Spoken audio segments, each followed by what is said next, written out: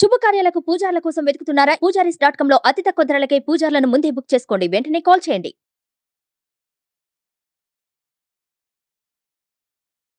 నమస్తే. ప్రస్తుతం మనతో ఉన్నారు ప్రముఖ ఆధ్యాత్మికవేత్త, ప్రముఖ జ్యోతిష వాస్తు పండితులు సురేష్ శర్మ గారు ఉన్నారు. వారితో మాట్లాడదాం. నమస్కారం గురుగారు. గురుగారు, ఇప్పుడు మనకి 2024 సంవత్సరంలో అసలు వృషభ రాశి వారికి ఏ విధంగా ఉండొచ్చండి? వృషభ రాశి వారికి ప్రారంభ సమయంలో వ్యయస్థానం మీద శని దృష్టి కుజుడితో కలిసి ఉండడం ఉగాది రోజున,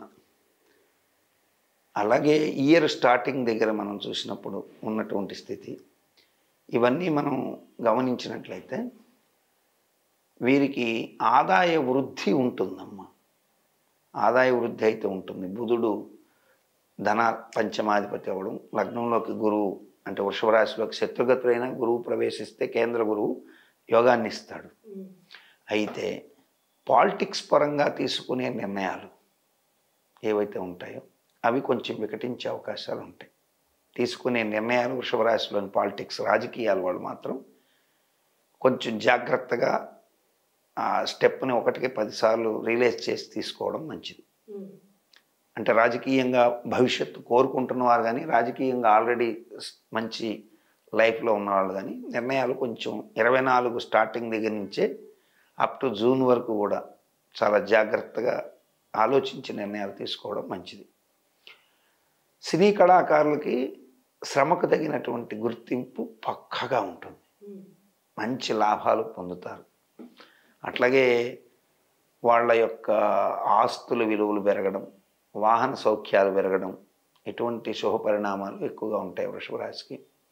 అట్లాగే నూతన ఆవిష్కరణలు, న్యూ ఇన్నోవేషన్స్, కొత్త ఆలోచనలతో కొత్త ఆవిష్కరణలు అంటే నూతన ప్రాజెక్టులు, అట్లాగే రియల్ ఎస్టేట్కి సంబంధించినటువంటి వ్యాపారస్తులకి కూడా కొంతమేర ఈ యొక్క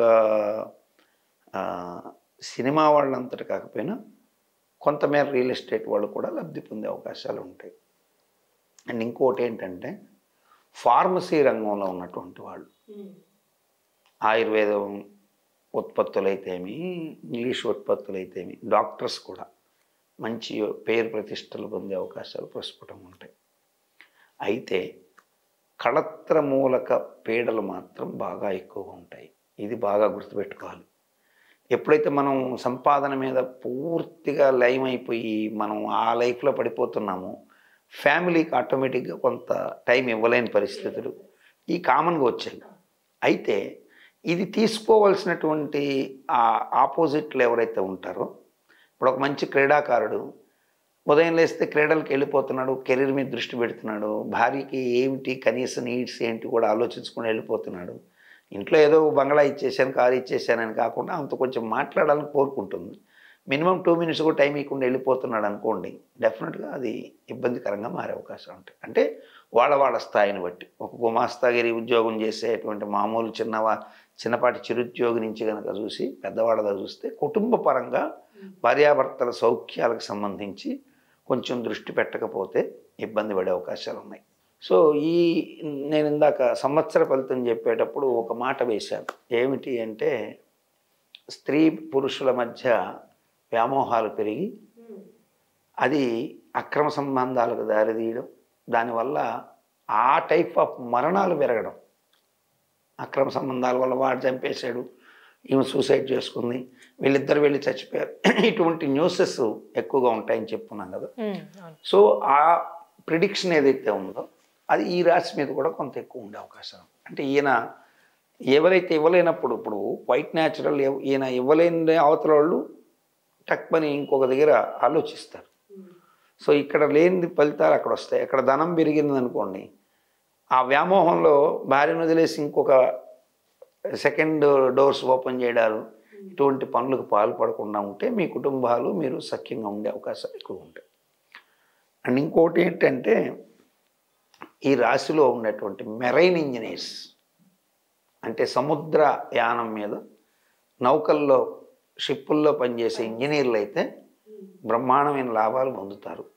అట్లాగే మత్స్యకారులకి కొత్త కొత్త ఉత్పత్తులు దొరికే అవకాశాలు ఉంటాయి. అంటే సముద్రంలో అరుదైనటువంటి కొన్ని రకాల ఉత్పత్తులు దొరకడం, దానివల్ల వాళ్ళు లబ్ధి పొందడానికి ఆస్కారం ఎక్కువ ఉంటుంది. సముద్రంలో కొంచెం అలలు ఆటుపోట్లు ఇవి కూడా ఉన్నాయని చెప్పినాను నేను సంవత్సర ఫలితంలో.